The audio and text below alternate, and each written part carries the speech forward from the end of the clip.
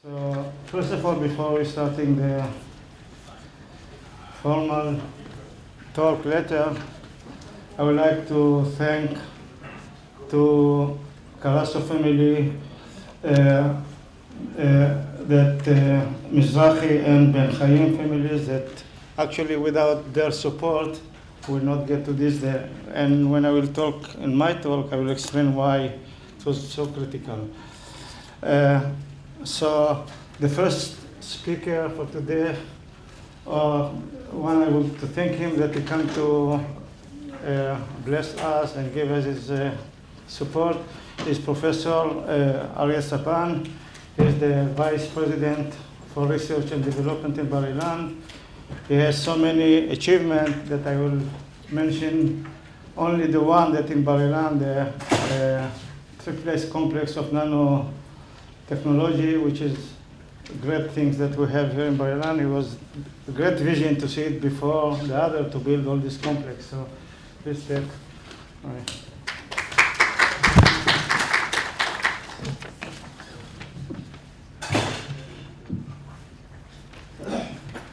Good morning and welcome everyone.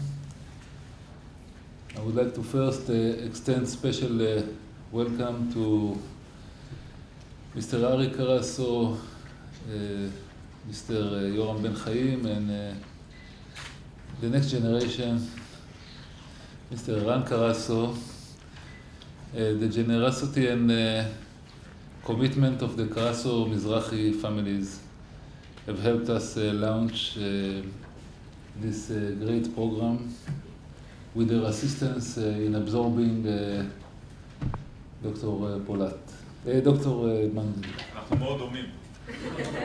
הקרחת. I must say that it's not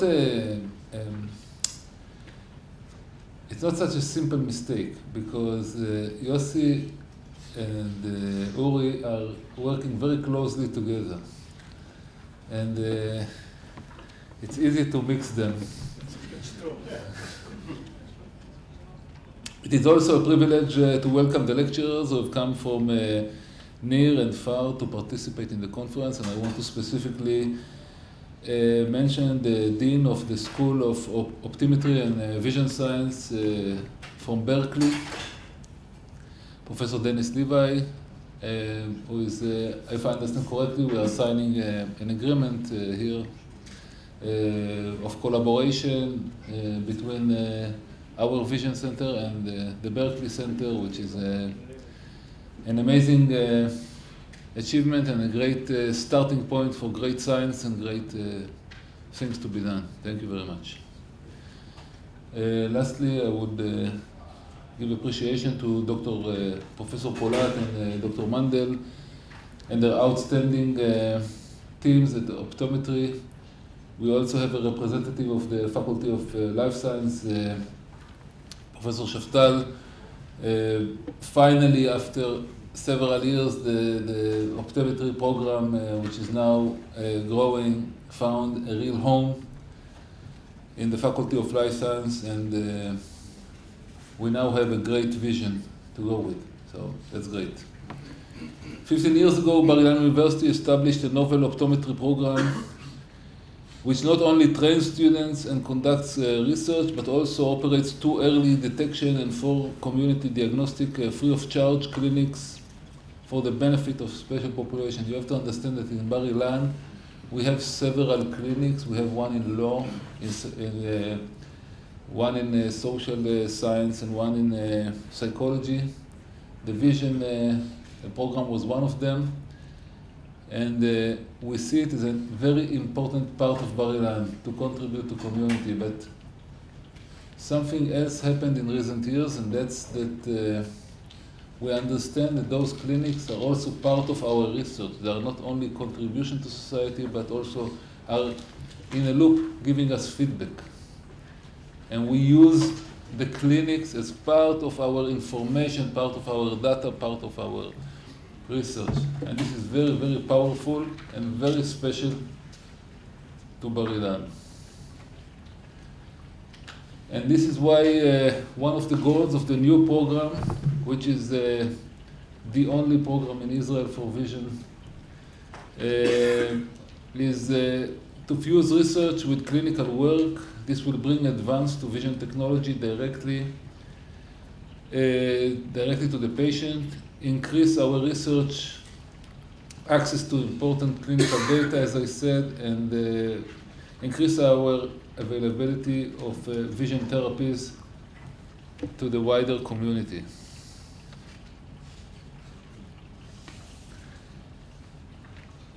And I will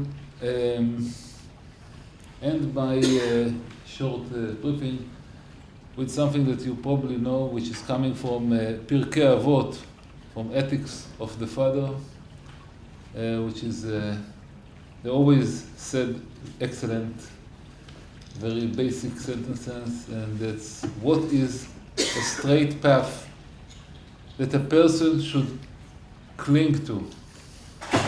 Rabbi Eliezer says, Ain Tova, good eye. Thank you very much and enjoy the day. Okay, now I'm happy to invite here Dr. Merav Galili, the Director for Global Research and Development Operation at Bar-Ilan University, she was a big supporter for us from the beginning, so thank you, Merav.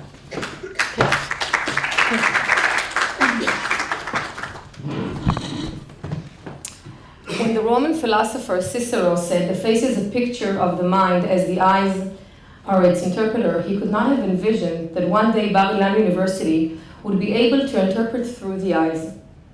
He could not have seen that visionary donors like the Carasso and Mizrahi families would be able to help transform our small program into an auspicious and important venture that would change the way we see, the way we think, and the way we create and change technologies. I'm not a scientist or a vision researcher. You'll be hearing from those experts throughout the course of the day, but I know that Bar-Ilan's expanded optometry and science vision programs are taking groundbreaking research and transforming it into technologies that will improve vision. It is an honor to be part of the launching of this new program.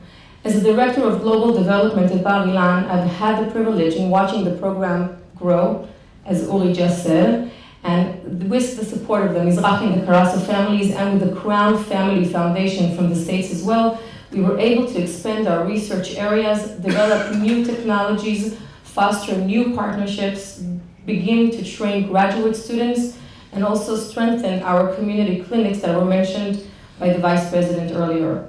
We're still only at the beginning of our journey. In addition to the academic and industrial partnerships that have been formed together with the Optometry and Vision Science program, the philanthropic connection have played a major role in the program's growth and success. This is a vision science, and we are always looking ahead, envisioning tomorrow. I would like to invite you to take a look at what was handed out outside. It's the look inside for sure that is being distributed, and you can also take some that are waiting for you outside. This is a comprehensive booklet that highlights the activities and research of the Optometry and Vision Science Department, as well as opportunities for future growth. And this is part of our new campaign. I look forward to welcome you to this conference also next year as well, and also wish you a very successful day. Now I would like to invite Professor Doron Shafter, who is actually, they gave us the hug, big hug in the Faculty of Life Science to help us to support us to bring this venture forward. Good morning.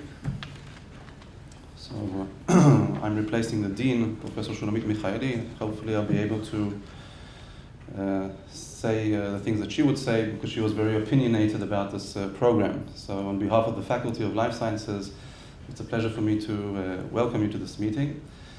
The Optometry and Vision Science program has recently found its permanent home within our faculty after years of rotation between the Faculty of Exact Sciences and Life Sciences.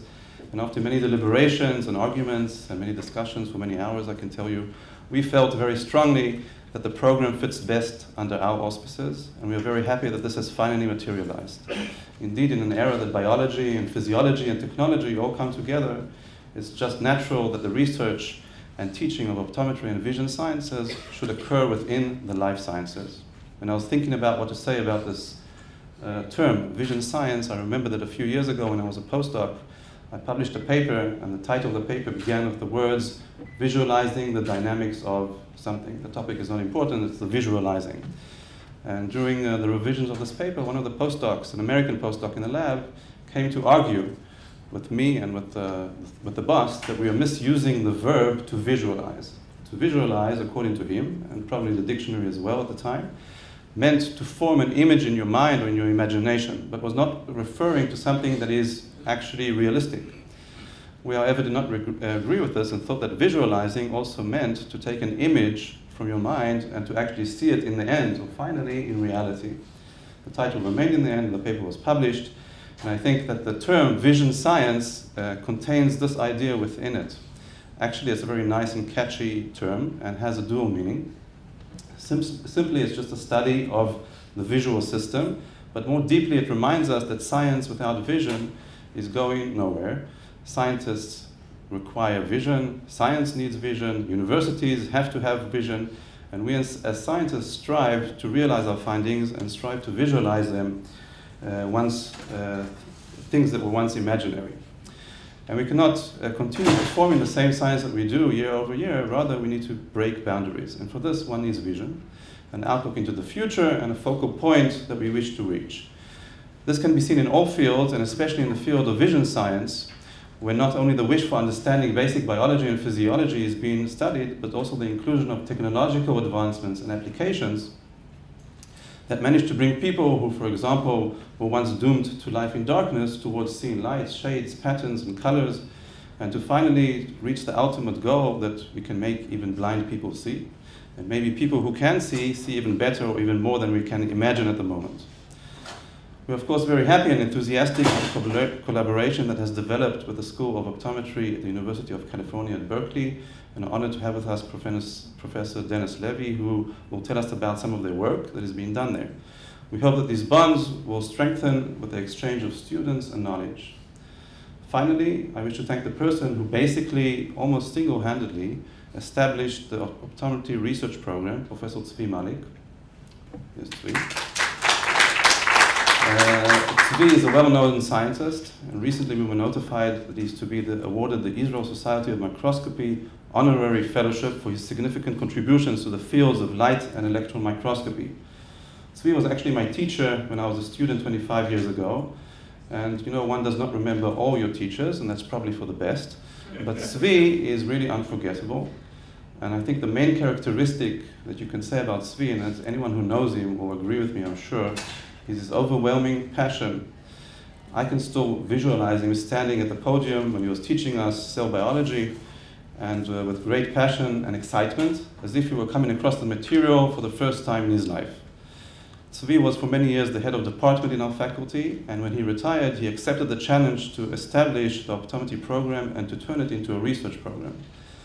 This definitely was not an easy feat, struggling with bureaucracy and hitting endless obstacles along the way. I can distinctly remember him fighting for the program and advocating for the recruitment of new investigators, whom he cherry-picked quite successfully. And these researchers are now here and are active and are fantastic scientists that bring pride to our university and to our country. There's a Hebrew saying, it's actually a biblical saying in Hebrew, "V'hayita lanu le'enayim," which means, "and you shall be our eyes," or our guide. Moses says this to his father-in-law, Jethro, Yitro, when the Israelites are setting off into the desert on the way to the promised land. Tzvi, you have been our eyes in generating this program in a desert, basically. You have set the path for others to come after you. And for this, we are full of gratitude. And I think if you look around, you can draw much satisfaction from the fruits of your hard work, especially when you can actually see that there are master students, PhD students, who are students within this vision science program. And of course, we wish much of luck to Professor Arie Polat and his team, who have taken over the reins and are leading the program. And I hope you have an enjoyable meeting. And Tzvi, if you can come up here, please.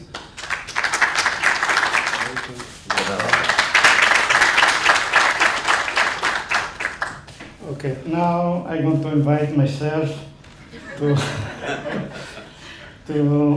just give you a short description what is going to be the program and what is going to be our vision. So basically, I'm going to be a little bit more emotional in this talk. It's not going to be a scientific talk, but I really can say that dreams come true. It was my dream for many, many years, so I will explain why. So basically, our vision is composed from two major and very complicated components, the eye and the brain. So the task of the eye is just to convert the physical image into neural code. So the eye is just coding the information to the neural things. The brain is actually decoding the information and basically make interpretation. So historically, we have two different groups that used to work in this complicated things what's called vision. The group of optometry and ophthalmology that used to their best to make the eye work okay, that it can convert the information to the brain. And basically this is one part which not communicate with the other part, which is the brain, which also when I talk sometimes in front of people from optometry on ophthalmology, I said, look guys, we're looking in our brain, not with the eye, so we have to be aware that a big part of the brain is actually processing the vision. So, and research and clinical people that working on the brain are different community basically. There is no combination between the two. So that's why we need to have this program, to promote this program of vision science, to combine technology or expertise from different domains, from clinical research to technology, vision science, multidisciplinary research of eye, brain, computation, and so on. So basically, when we start here in Bar-Ilan to think about this idea and in the early days, we have so many things how to, let's say, make our vision. So we met with Professor Zaban and said, hey guys, you have a lot of ideas. Maybe you have to be a little bit focused and describe what is your vision. So here is our vision. We have the first part of School of Optometry, which is the education of students, undergraduate students. We want to compose the research and basically other two parts that looks not related, but one is technology. And during the talk today, you see that for us it's very important to combine between clinical research and technology for the new generation. And going out to the community and reach out to the community is very important also, not to be only in the academic, not in the lab. You have to go out and reach out to the community, and I will talk about this very soon. So I will take this part, just describe from my perspective how we get to vision science. So I did my master's degree in single unit recording in a field that calls brain plasticity in the model of Hubel and Wiesel, that received the Nobel Prize after this to produce lazy eye in the test. But and prior to this, I started to work as optometrist in my own clinic for 10 years, and I've been working also with humans. So I get a lot of experience to talk with people, clinical people with lazy eye, to understand how they look, how people think. Then I have some few ideas, and I come to my mentor, to Dov Sagi, in Weizmann Institute. At that time, there was not even brain research. We was in the Department of Mathematics and Computer Science, basically. And I started to talk with him, and then we found out how to start to make research in this direction of human behavior, psychophysics. And then I start, actually without notice, when I prepared the talk, I said, okay, here we started basically the first step of doing vision science, because what's happening is I took clinical problem, tried to solve it with research. So this was the first step. But when I moved to San Francisco, actually, there was a special institute there which composed from ophthalmologists, optometry, and research. So I a little bit more learned about vision science. And also I get to know basically first time School of Optometry in Berkeley, and I met people there, and then I met Professor Dennis Levi, and I start really to have this dream of having vision science and School of Optometry. And that time there is no School of Optometry in Israel basically. There was college, nothing there until Bar-Ilan basically acquired the college and started the university, the first university that did optometry in Israel. So this is what happened in Bar-Ilan. I don't remember the year, but it's about the year of 2000. I got the first approach from Bar-Ilan to come here and to start to do the vision science. Basically, I already had the first student, but because what Yaron Shafter described before, it was kind of, doesn't know which department this belongs. It took a lot of administrative, so I realized that it was not going to work. So I took a position in Tel Aviv finally for many years.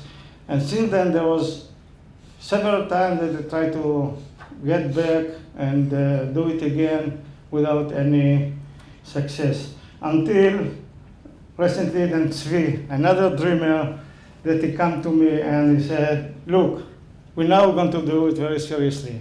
And Tzvi, basically, he was is a big believer. He knew how to get the right people, to convince them, and we start to work on the program. So the first one that he convinced them, and actually he's a big believer, and it's not by mistake that we are here in the Gonda brain research. Moshe Bar met me many times, many times, and he told me, look, it's going to happen here, and that's very important that we start this program here. After this, we were working with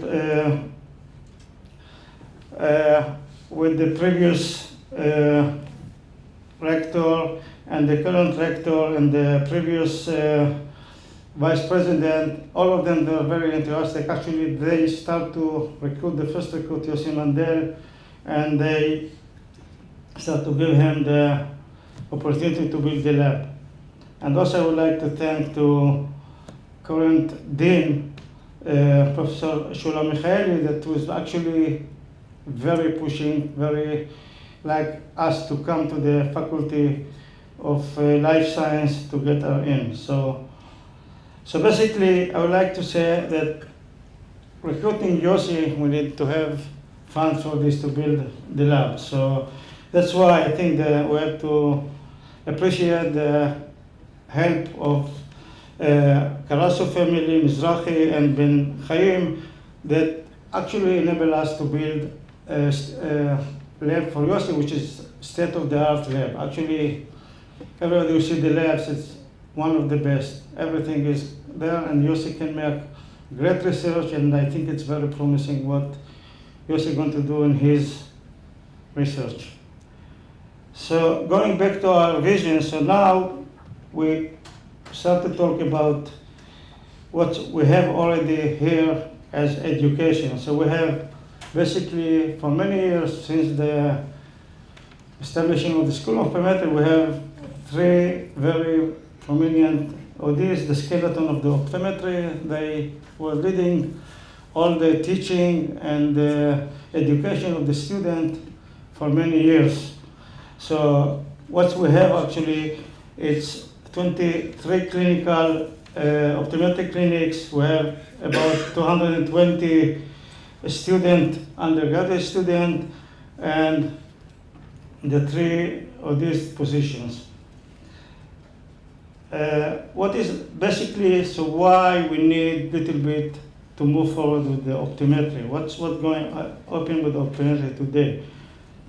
Basically, in optometry, as we see, there is not much change during the last 200 years. Basically, if you go to clinic then, they developed the retinoscope, and then have the same thing, but a little bit more automatic, but not big changes. But the other thing is the Snellen chart, which was devised about the same times, and we have already 150 years we're using the same chart in vision, basically. If you go to clinic now, you get the same thing, and you get the same testing. And actually, as scientists, you think this is the best, the dream. You want to develop something that they will use it forever. But when they opened this or developed it, it was, think about what was the world in that time. And the world at that time was, we moved in other technology, we moved from this telephone to smartphone that everybody have it, from that old trend to bullet trends, and from cameras that we can have cameras from the skyrock. And therefore, when they devised this, the world was very slow. Basically, I call it static world. People move very slow, nothing was in rush. And today, we have very dynamic world. Everything moves fast. And today, they start to be technologies that start to bypass the need of this testing this. There are 3 different startups in the world, and there was another startup in Israel that I don't have enough slot to give them to come to talk today, but they developed automatically with different approach, how to test the eyes automatically and to transmit it. So basically, the future of optometry need to go to the dynamic world and not to serial. So that's why we need the research to push forward and to develop new technologies for the new needs of our life, the dynamic life. So what we have here, for this, we have the vision science. So we have for the skeleton of us, we have Yossi and myself. We have 2 new recruits starting already in vision science, Yoram Bonnet and Sharon. All of the 3, except me, will talk about their research later today. And we basically already have about 25 students. We are already teaching in higher degrees. So we have a big achievement. So because I'm not going to talk myself, but just see what kind of research we are conducting, and we can conduct with people. Everything, even if you think about it, think it's not related to vision, it's related to vision. Even we can go for something to measure the level of depression only by computer, and we can give information to the psychiatric. This is something that before that nobody believed that can do it by only vision. So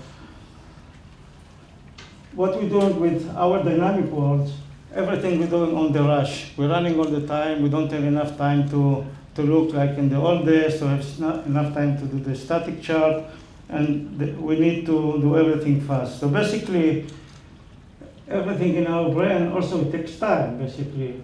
Going from seeing something, going all this iteration, and going back to the eye, this loop takes about 240 milliseconds. So we need to do everything about within this 240 milliseconds to process the information. So, and today we already know that what's called testing like this contrast sensitivity, it's more difficult to see here and go down here. And if you can go in this direction, it's much better than, so this test is already known that it's much more sensitive than the visual acuity test on the chart. And I give you only very brief example for this, how we can in future help in new testing. So at the time, there is a problem called night myopia. It's for young people that start to drive with this. In the army, there's also it's very important because they recruit young people for the elite units, they have 20/20 or 6/6 or better, but when they have to function at night, all of a sudden they cannot see or they have problems. And apparently we did a study for this, and what's happened, if you can see here,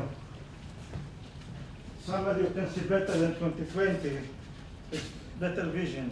If you put induced just myopia with plus 0.5 diopter, is losing one line. But when we measure it from here to here on the night condition, they're losing already 3 lines. So basically, in this condition, they are not already eligible for driving.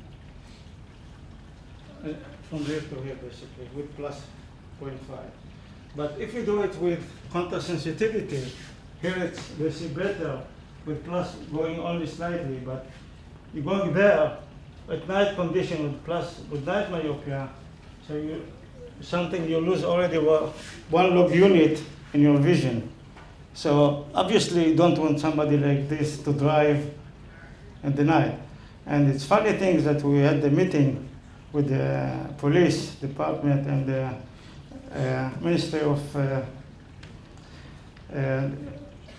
Driving, and then they were shocked, but they didn't say, okay, how we can do this? It's very complicated.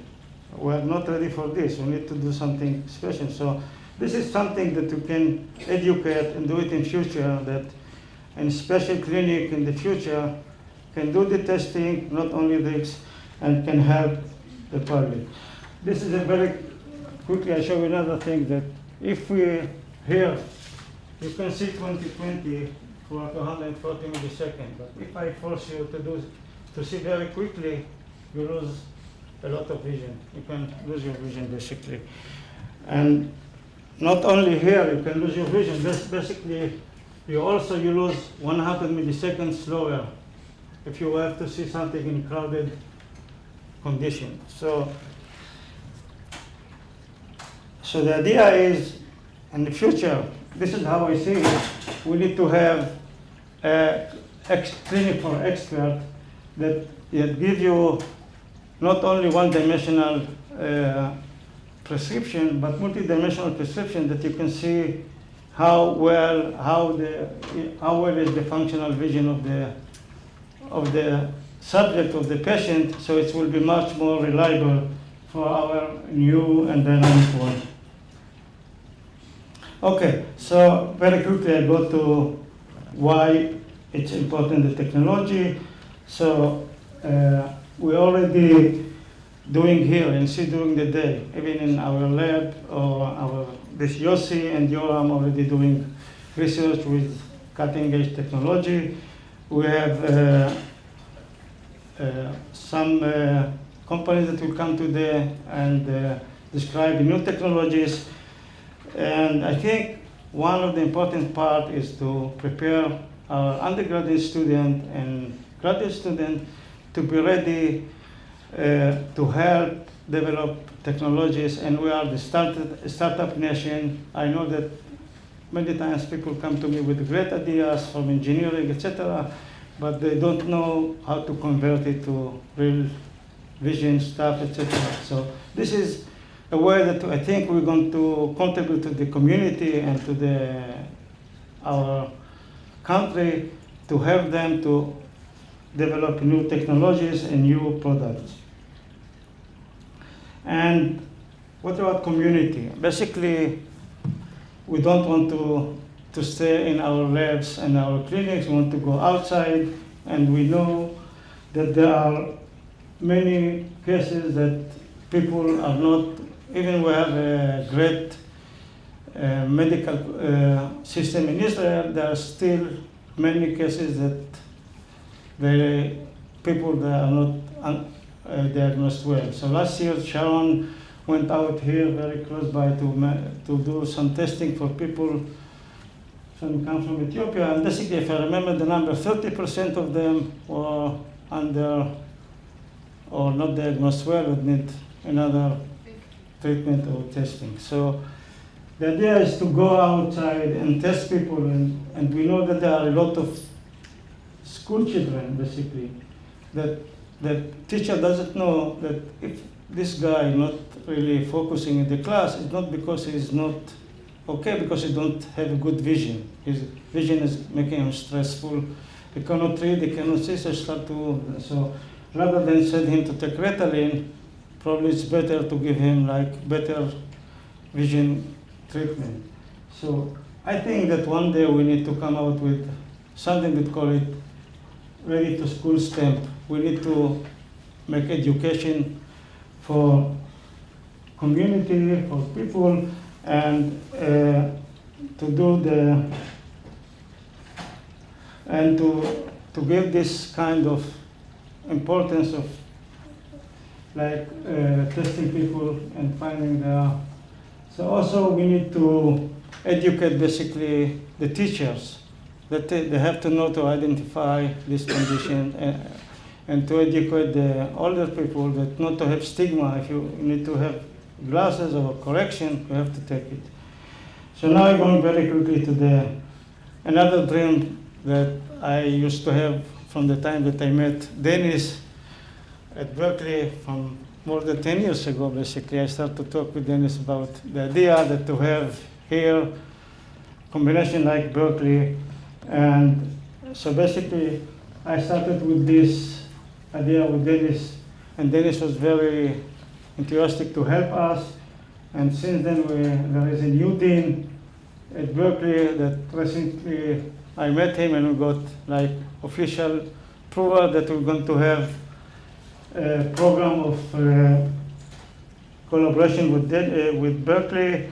So what we're going to have collaboration in research, faculty exchange, student exchange, everything that basically we need to bring us to be in the front end.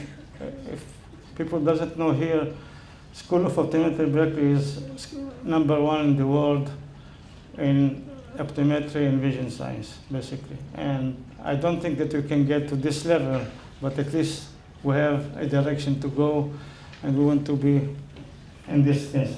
So another things that I started to want to think to establish a friend of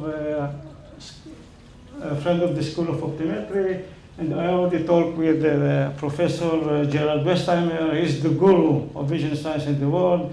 He's today that is 23 or 93 or 94, 93. And actually he knows everything about vision science. You can talk with him, still active, still going to Berkeley, walking 10 kilometers a day, up hills and down, and he's going to help us in bringing this idea of the friend of the school. I'm pretty sure that there are few scientists here from Israel that I'm going to ask them to join to be friends of the school, and other scientists from the world.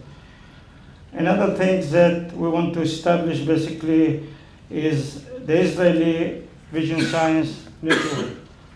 So the idea is that we have in Israel many research and clinical people in vision, but we are not talking to each other, basically. It's funny that when I'm going to meeting, every year we have a meeting in May in Florida, visual science meeting, and then I meet our friends, Yafa. Today she is here. I used to say one a year. She is in Haifa, but I would say in this meeting outside of Israel, we don't have time. So the idea is to have a network of vision science to promote or to get it better between clinical and this. So Professor Shaul Hochstein, who is actually the skeleton of vision science in Israel, and actually he was the advisor of Dov Sagi, which was my advisor, and many other here. Udi Zohari was also here, that he was his student. He's agree, he cannot be here with us today, he's traveling, but he will be the chairman of this network of vision science. So as you see here, we have basically people related to this. We have the neuroscience, we have another network, we have ARVO, which is called it Al-Israeli ARVO. I